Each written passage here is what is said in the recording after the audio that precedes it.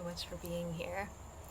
I know this is a little bit different than the way that I usually record, a little more casual, but I just wanted to give a quick intro to this video.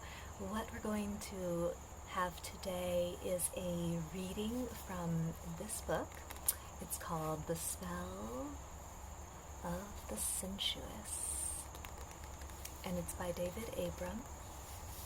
I just recently finished reading this book. I finished it yesterday, actually, after starting it about a year ago.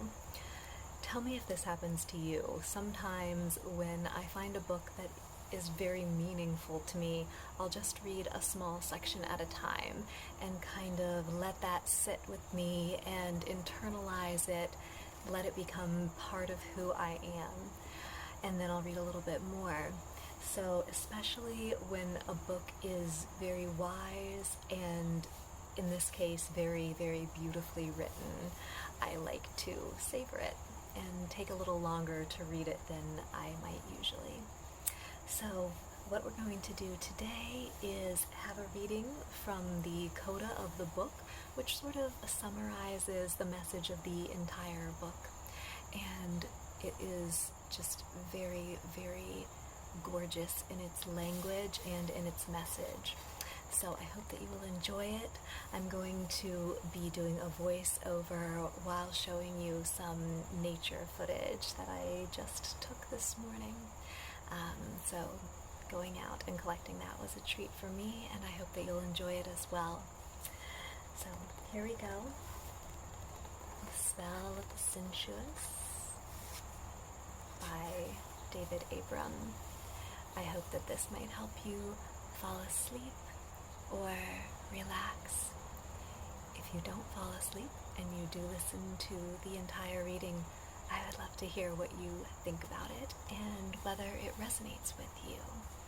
Thank you again for being here.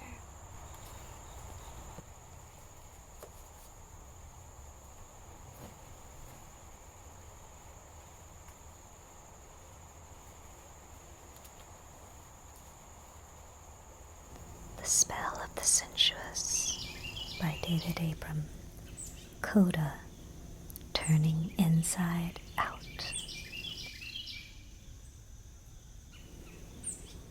The apparently autonomous mental dimension originally opened by the alphabet, the ability to interact with our own signs in utter abstraction from our earthly surroundings, has today blossomed into a vast cognitive realm, a horizonless expanse of virtual interactions and encounters. Our reflective intellects inhabit a global field of information, pondering the latest scenario for the origin of the universe as we absently fork food into our mouths, composing presentations for the next board meeting while we sip our coffee or cappuccino, clicking on the computer and slipping into cyberspace in order to network with other bodiless minds, exchanging information about gene sequences and military coups, conferencing to solve global environmental problems while oblivious to the moon rising above the rooftops. Our nervous system synapsed to the terminal, we do not notice that the chorus of frogs by the nearby stream has dwindled this year to a solitary voice, and that the song sparrows no longer return to the trees. In contrast to the apparently unlimited global character of the technologically mediated world, the sensuous world, the world of our direct, unmediated interactions, is always local. The sensuous world is the particular ground on which we walk, the air we breathe. For myself, as I write this, it is the moist earth of a half-logged island off the northwest coast of North America. It is this dark and stone-rich soil feeding the roots of cedars and spruces, and of the alders that rise in front of the cabin, their last leaves dangling from the branches before being flung up into the sky by the early winter storms. and it is the salty air that pours in through the loose windows, spiced with cedar and seaweed, and sometimes a hint of diesel fumes from a boat headed south, tugging a giant raft of clear-cut tree trunks. Sometimes as well, there is the very faint, fishy scent of otter's cat. Each day, a group of otters slips out of the green waters onto the nearby rocks at high tide, 1 or 2 adults and 3 smaller, sleek bodies, at least one of them dragging a half-alive fish between its teeth. The otters, too, breathe this wild air, and when the storm winds batter the island, they stretch their necks into the invisible surge, drinking large draughts from the tumult. In the interior of this island, in the depths of the forest, things are quieter. Huge and towering powers stand there, unperturbed by the winds, their crusty bark fissured with splitting seams and crossed by lines of ants, inchworms, and beetles of varied shapes and hues. A single woodpecker is thwacking a trunk somewhere, the percussive rhythm reaching my ears without any echo, absorbed by the mosses and the needles heavy with water drops that have taken hours to slide down the trunks from the upper canopy, each drop lodging itself in successive cracks and crevices, gathering weight from subsequent drips, then slipping down past lichens and tiny spiders to the next protruding ridge or branch. Fallen firs and hemlocks and an old spruce tree tunneled by termites lie dank and rotting in the ferns, the jumbled branches of the spruce blocking the faint deer trail that I follow. The deer on this island have recently molted, forsaking their summer fur for a thicker winter coat. I watch them in the old orchard at dusk, no longer the warm brown color of sunlight on soil. Their fur is now gray against the shadowed trunks and the all-gray sky. These quiet beings seem entirely a part of this breathing terrain, their very texture and color shifting with the local seasons. Human persons, too, are shaped by the places they inhabit, both individually and collectively. Our bodily rhythms, our moods, cycles of creativity and stillness, and even our thoughts are readily engaged and influenced by shifting patterns in the land. Yet our organic attunement to the local earth is thwarted by our ever-increasing intercourse with our own signs. Transfixed by our technologies, we short-circuit the sensorial reciprocity between our breathing bodies and the bodily terrain.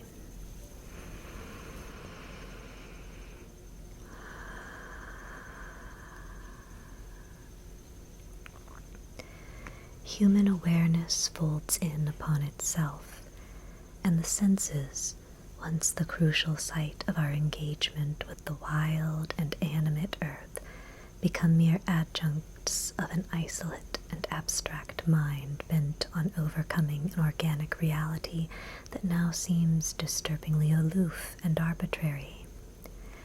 The alphabetized intellect stakes its claim to the earth by staking it down, extends its dominion by drawing a grid of straight lines and right angles across the body of a continent, across North America, across Africa, across Australia, defining states and provinces, counties and countries with scant regard for the oral peoples that already live there, according to a calculative logic utterly oblivious to the life of the land.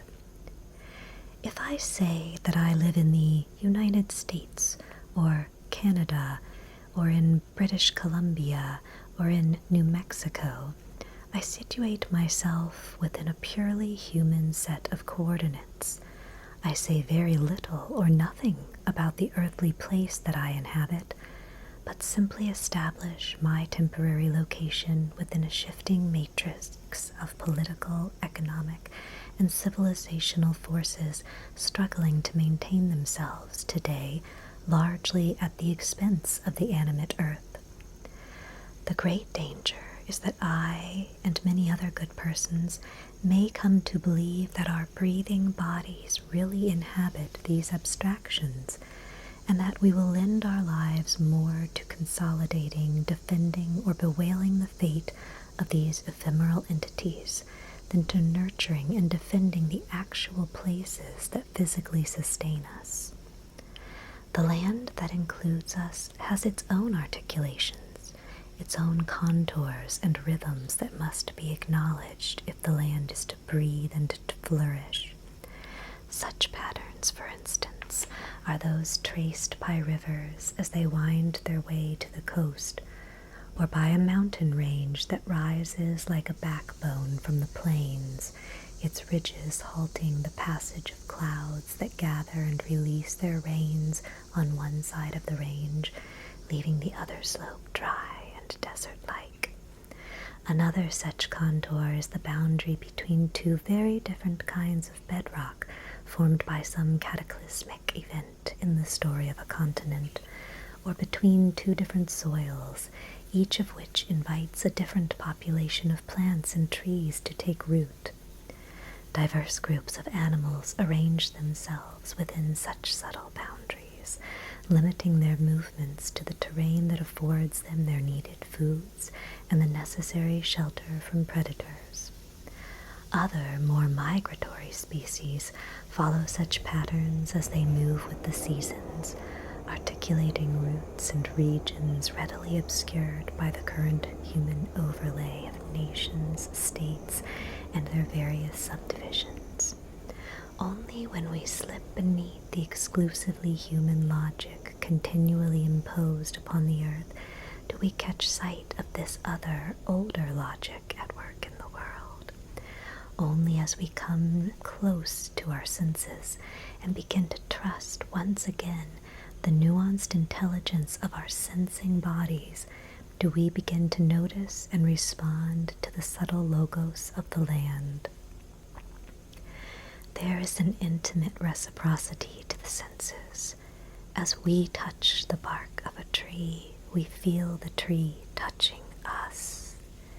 As we lend our ears to the local sounds and ally our nose to the seasonal scents, the terrain gradually tunes us in turn. The senses that are the primary way that the earth has of informing our thoughts and of guiding our actions. Huge centralized programs, global initiatives, and other top-down solutions will never suffice to restore and protect the health of the animate earth, for it is only at the scale of our direct sensory interactions with the land around us that we can appropriately notice and respond to the immediate needs of the living world. Yet at the scale of our sensing bodies, the earth is astonishingly, irreducibly diverse. It discloses itself to our senses not as a uniform planet inviting global principles and generalizations, but as this forested realm embraced by water, or a windswept prairie, or a desert silence.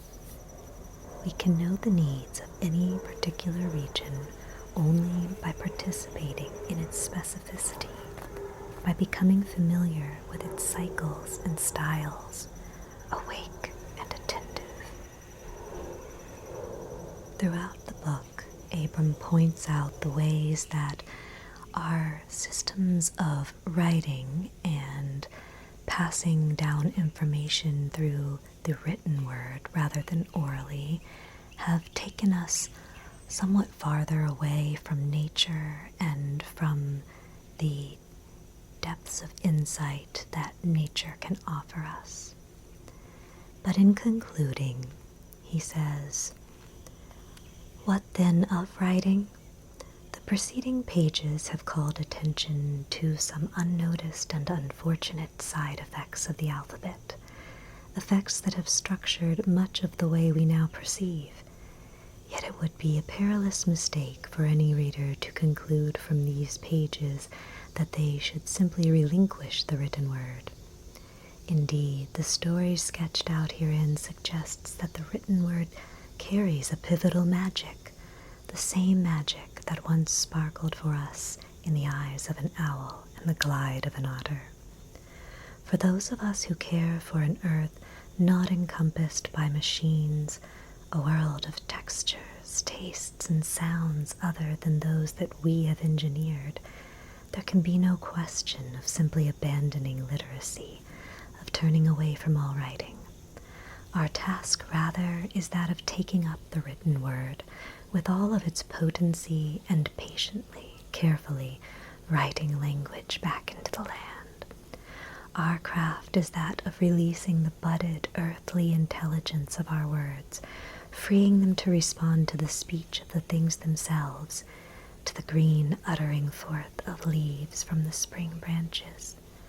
It is the practice of spinning stories that have the rhythm and lilt of the local soundscape, tales for the tongue, tales that want to be told again and again, sliding off the digital screen and slipping off the lettered page to inhabit these coastal forests, those desert canyons, those whispering grasslands and valleys and swamps, finding phrases that place us in contact with the trembling neck muscles of a deer holding its antlers high as it swims toward the mainland, or with the ant dragging a scavenged rice grain through the grasses, planting words like seeds under rocks and fallen logs, letting language take root once again in the earthen silence of shadow and bone and leaf.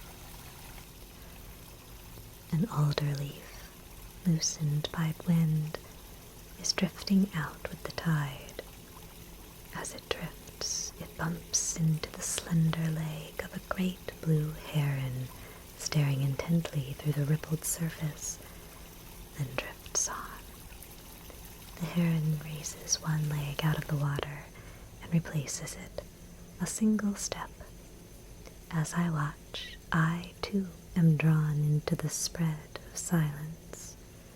Slowly, a bank of cloud approaches, slipping its bulged and billowing texture over the earth, folding the heron and the alder tree and my gazing body into the depths of a vast, breathing being, enfolding us all within a common flesh, a common story now bursting with rain.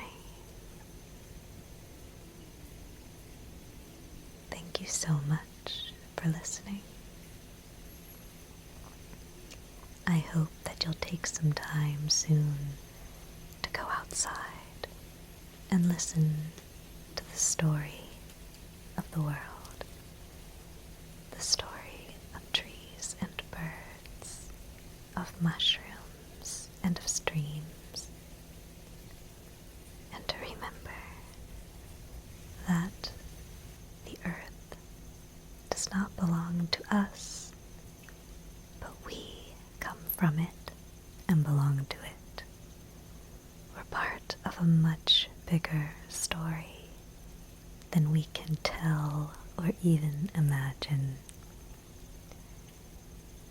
But one of the kindest things that we can do, one of the most generous things, is to share our stories with each other.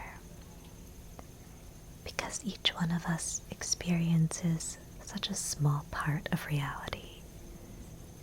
We take up so little place and so little time on this earth.